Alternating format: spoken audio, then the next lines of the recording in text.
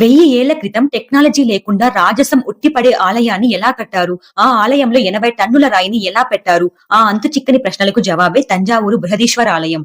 ఇది కేవలం దేవాలయం మాత్రమే కాదు. 1000 సంవత్సరాల నాటి చోళ సామ్రాజ్యం యొక్క సాంకేతిక పరిజ్ఞానం, వాస్తుశిల్పం మరియు పరాక్రమానికి సజీవ సాక్ష్యం. యునెస్కోచే ప్రపంచ వారసత్వ సంపదగా గుర్తించబడిన ఈ ఆలయం భారతీయ దేవాలయాల చరిత్రలోనే ఒక మైలురాయిగా నిలిచిపోయింది. ఈ దివ్యమైన ఆలయాన్ని చోళ చక్రవర్తి మొదటి రాజరాజ చోళుడు సామాన్య శకం 1003 నుండి 1010 మధ్య కేవలం 7 సంవత్సరాల స్వల్ప కాలంలోనే నిర్మించారు. ఈ ఆలయం ఆయన గొప్ప విజయాన్ని, దైవభక్తిని మరియు నిర్మాణ దార్శనికతను ప్రతిబింబిస్తుంది.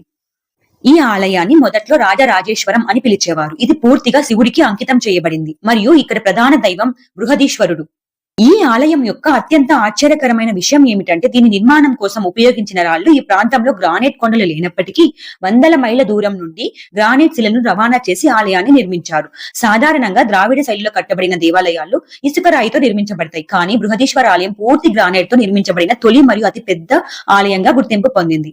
బృహదీశ్వర ఆలయాన్ని కేవలం కళాఖండంగానే కాక ఒక అద్భుతమైన ఇంజనీరింగ్ నైపుణ్యానికి ఉదాహరణగా చెప్పుకోవచ్చు. ఆలయ ప్రధాన గోపురం లేదా విమానం దాదాపు 66 మీటర్లు అంటే 216 అడుగుల ఎత్తు ఉండి ప్రపంచంలోని ఎత్తైన ఆలయ శిఖరాలలో ఒకటిగా నిలిచింది.